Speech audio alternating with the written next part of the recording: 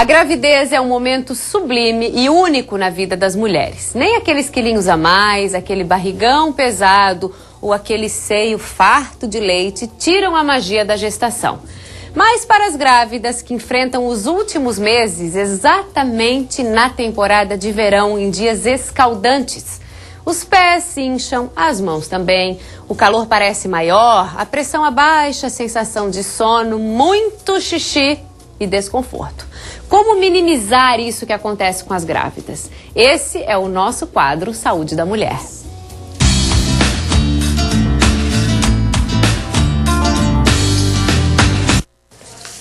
Doutor Belarmino já está comigo aqui. Seja bem-vindo, querido. Obrigada. Boa tarde. Boa tarde, pessoal de casa. Certinho. Feliz 2014. É verdade, a gente não tinha se encontrado, né? Para toda a equipe aqui. Passou bem essa virada de ano? Com certeza. Entrou com o pé direito? Pé direito. Então, muito neném já nasceu nesse meio do caminho? Sim, com certeza. Vamos nós fazer um 2014 melhor, né? É no isso que depender mesmo. de nós. Que assim e o pessoal seja, de casa, amém, né? Amém. 2014 maravilhoso. Já deixo a dica para você que está em casa, pode participar pelo nosso telefone, coloca lá o telefone da gente na tela, que até hoje a loira que não decorou, né? A pessoa tem um problema de neurônio, não consegue decorar. Mas coloca lá na tela, tá lá, o 3381-3200. Pode ligar ao vivo, fazer as perguntas aqui pro Dr. Belarmino, que vai falar pra gente, Dr. Belarmino, sobre a questão da gravidez, principalmente nesses meses de calor. Me parece que o desconforto é maior. Mas começa falando da gestação em si. Esse último mês é sempre desconfortável pra mãe? O bem-estar da mãe vai depender principalmente do tamanho do feto, quanto que ela ganhou de peso, a posição que o bebê vai estar dentro do útero e até a estação. Por exemplo, verão, o calor fisicamente ele dilata artérias, ele dilata as veias. Então o que ocorre? Com todos o circuito vascular mais dilatado, vai reter mais líquido. E o que ocorre no verão? Aí incha se tudo. Transpira muito mais, a mãe precisa ingerir muito mais líquido para o líquido amniótico e o próprio feto vai precisar de mais líquido para poder criar, ter um tamanho de crescimento. Aí a mãe é mais judiadinha no verão. É mais judiadinha, porque todo o líquido que ela precisa e há uma compressão muito grande. O feto, no 9º mês, ele tem um volume, até vou pedir ajuda do Jorge aqui, já para quem está em casa, a gente vai poder saber como fica mais ou menos. Inclusive, que a Fernanda está aqui com a gente. Está eu acho que a treinando, né? A Fernanda está treinando, então, assim, ó, aqui é a coluna, né? E a gente vê aqui, ó, o bebê está com a cabecinha para baixo, que é a posição ideal para o nascimento, e aqui seria o canal do parto.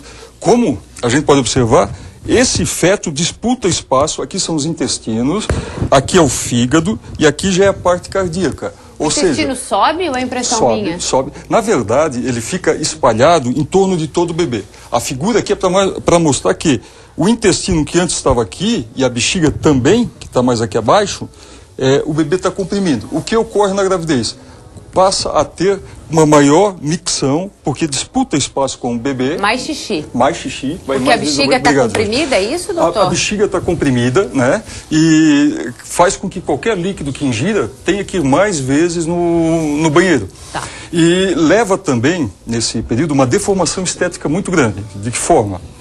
Anatômica, perdão, não estética. Aquilo que foi comentado anteriormente, os pés dilatam muito, é difícil para a mulher calçar um calçado, um sapato fechado, enfim. E no verão somente as sandálias. E com o ganho de peso, a gente acaba criando uma situação que o coração vai ter que bombar com mais força, ele vai ter que ser mais ágil para poder dar conta da demanda. Isso pode gerar uma hipertensão, que na gravidez a gente chama de pré-eclâmpsia ou a própria eclâmpsia, o que difere uma da outra. O aumento da pressão arterial. Aumento da pressão arterial. Em uma delas você pode ter a pré-eclâmpsia, que é sem convulsão, e quando a mulher tem a convulsão, já é uma eclâmpsia. Nossa. Tá? Então, e o outro fator é o diabetes. O pâncreas não consegue fazer a quantidade adequada de insulina que a mãe e o feto precisam. Certo. Então pode ocorrer que a gente chama Isso mais para quem engorda ou quem mantém o peso não passa por esse problema? Geralmente quem mantém de 11 a 13 quilos não vai ter esses problemas. Que é pouco numa gravidez, é normal numa normal, gravidez? É o ideal, mas veja bem, tem que ver de quanto que essa mulher engravidou, quanto que ela tinha antes. Tá. Porque se tiver eventualmente 100 quilos, vai ser muito, aí a mãe vai ter que reutilizar, vai ter que fazer uma reeducação alimentar para poder utilizar a energia que ela já tem. Eu tenho pacientes, Cíntia, que começam com sobrepeso e ganham com aquele mesmo com o mesmo peso. Por quê? A mãe faz uma autonegociação e diz assim, eu vou passar a comer somente o que é bom para o meu filho. O que o bebê aproveita? Frutas, verduras, legumes, líquido. A placenta nada mais é do que um filtro. E nesse filtro, gordura, a gente consegue na hora de um parto saber direitinho se a alimentação da mãe foi boa ou não. É a mãe mentirosa que diz, eu só comi coisas saudáveis, aí na hora que vai fazer a cesárea vê que tem coisa errada? Exatamente, vou explicar por quê. Se é fumante ou não... Dá para pegar no pulo. Sim, por quê? A placenta é tão... O homem lá em cima fez tão bem feito que nesse filtro a nicotina não passa, gordura não passa, só passam proteínas e vitaminas. Tá, então aquela história de não pode fumar nem beber quando está grávida.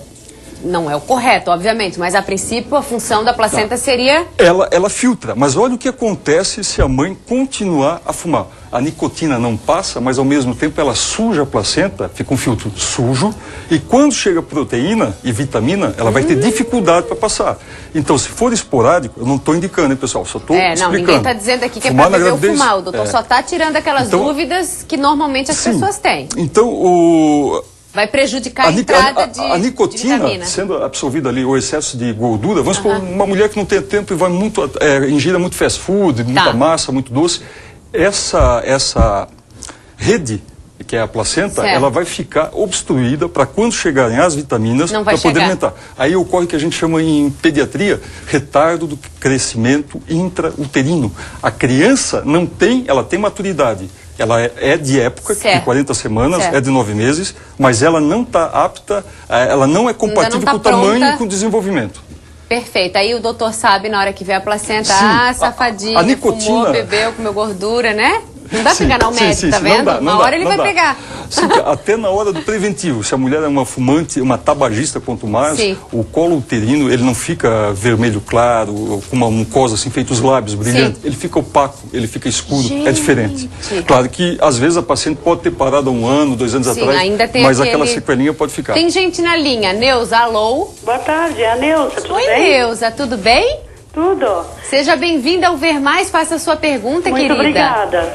É o seguinte, assim, o doutor Belarmino, boa tarde para o senhor. Boa tarde, Neuza. Tudo bom? Tudo. É o seguinte, a minha irmã teve 27 anos em janeiro, ela sofreu 2 infartos. Ela tem diabetes alta, enfim, ela não podia engravidar, mas aconteceu que engravidou. Agora, assim, a diabetes alta regulada, a pressão, tudo. E agora ela está internada, está fazendo 1 semana hoje. Ela está toda inchada, de uma maneira assim que é impressionante. Dona Neuza, só uma pergunta para a senhora. Sua irmã já era diabética antes da gravidez ou ela ficou diabética? Já era. Ok, então. Obrigado, hein? Obrigada, querida. Feliz 2014 aí para a senhora também. E assim a gente queria saber se, assim...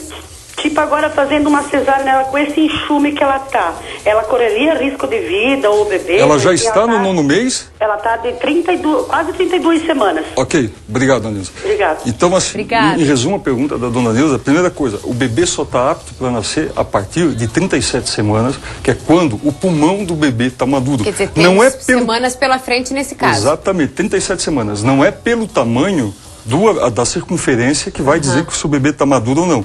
E no corpo humano, claro que tem as exceções, tem fetos que nascem com 400 gramas, 500 gramas e sobrevivem, mas é uma exceção. São ratinhos? Ratinhos, pequenos fetos, né?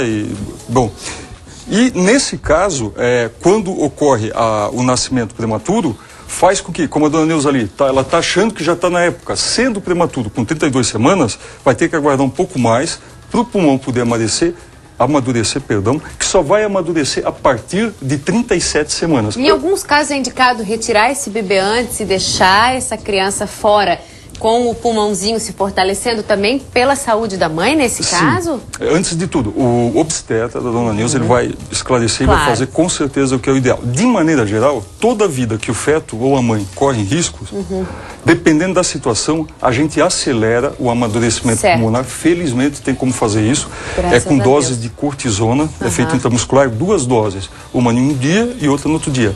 A probabilidade dessa criança poder estar mais apta para respirar melhor, forma o surfactante.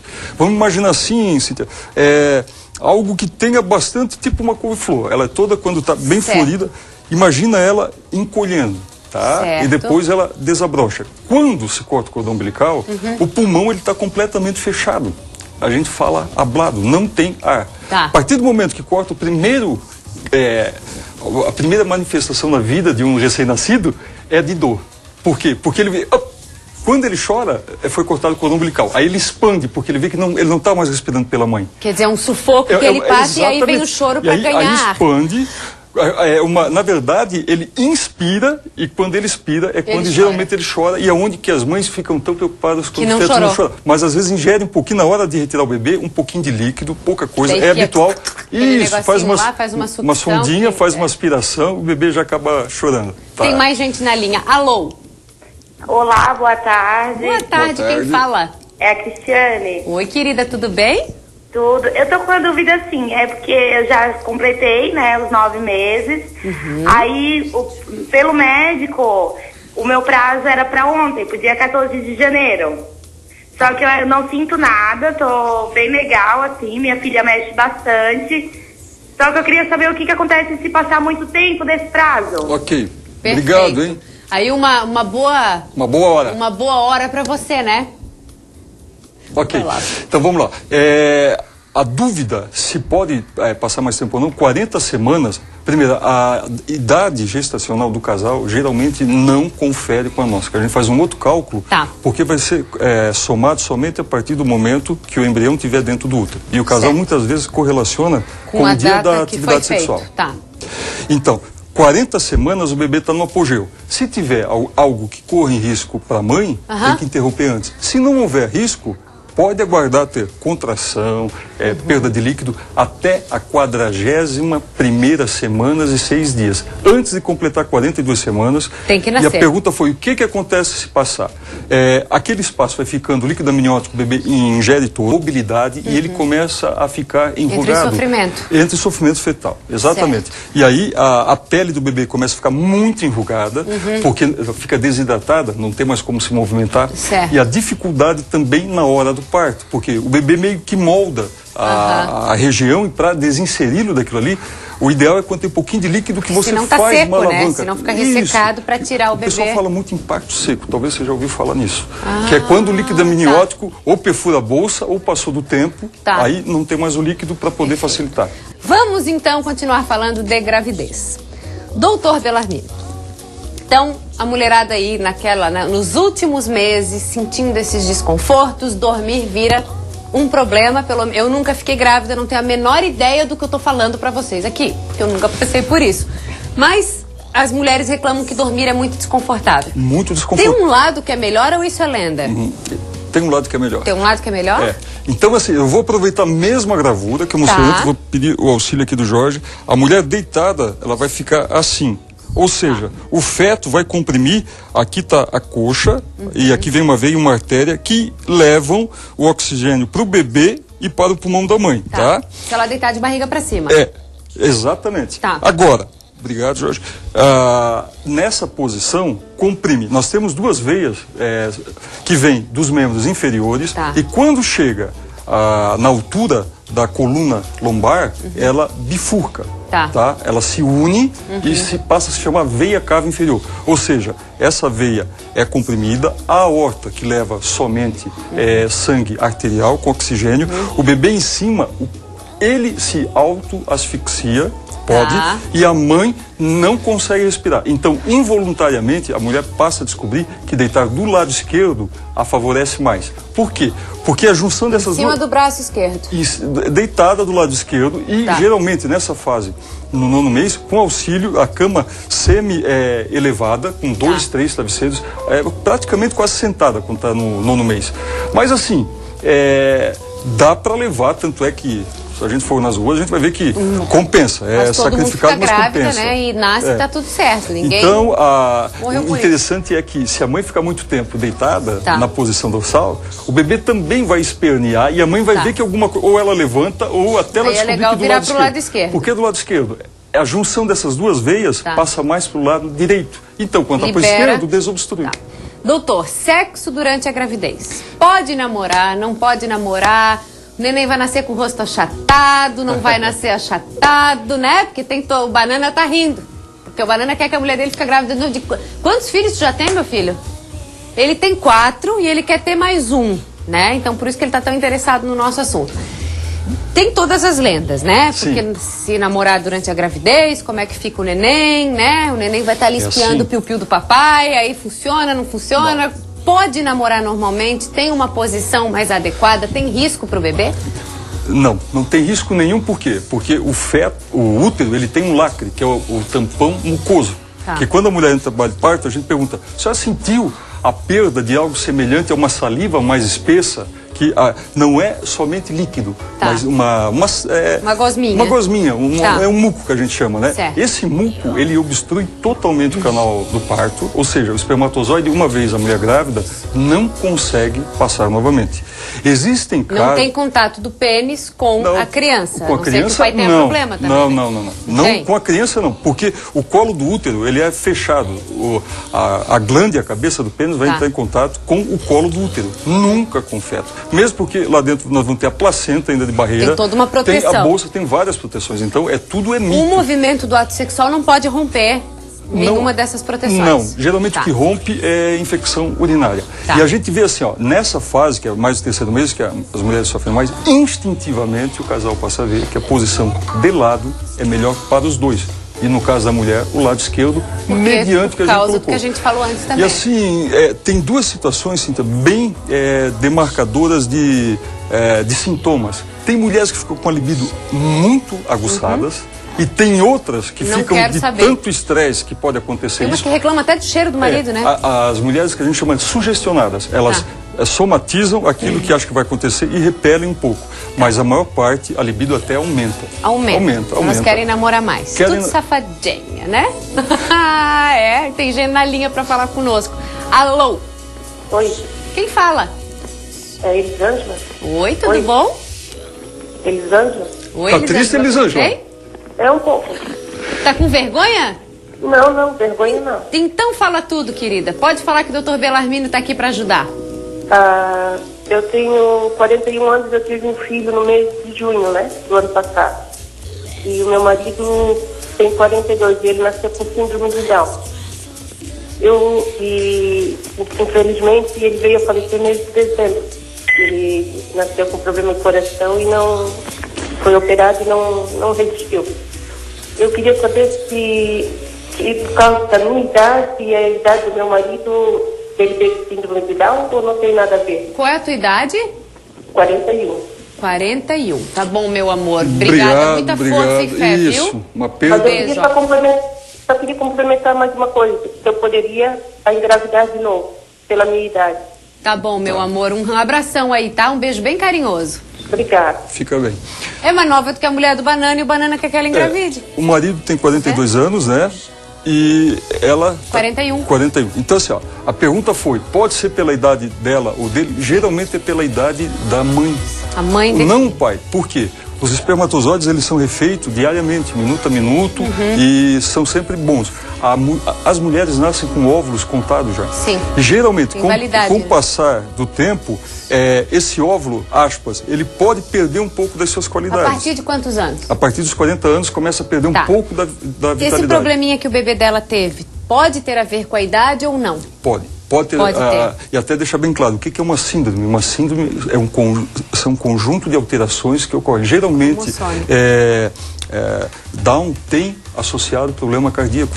A maior parte. O que vai mudar vai ser o nível... aparelho digestivo também, isso, aparelho digestivo. Então, o nível, porque tem vários níveis, vai depender o grau de complicação. Tanto infelizmente, ela perdeu o bebê agora. Certo. Mas a maior parte, como a gente sabe, sobrevive e vive bem. Pode engravidar ou pode ter risco de acontecer, como pode não acontecer existe nada? Algo que aqui na região já tem, aconselhamento genético. A gente, quando ocorre isso, fazer o mapeamento genético existe aqui em Blumenau, é fácil. No Vale do Itajaí também, como um todo. Ali ela já consegue ter fazer um rastreamento para saber dessa possibilidade. Mas assim, todo casal tem a possibilidade, independente de idade, de ter um filho com síndrome. Probabilidade de quanto? Existe isso, doutor? Não tem como mensurar. Mas todo casal tendo atividade sexual e gerando um filho, ninguém está imune. O que acontece é que a proporção é bem menor. E já dá para saber na gestação sedal, né? Dá. Com 3 meses, medindo a translucência nucal, o diâmetro da nuquinha, a gente já pode ir preparando os pais. Muito bem colocado.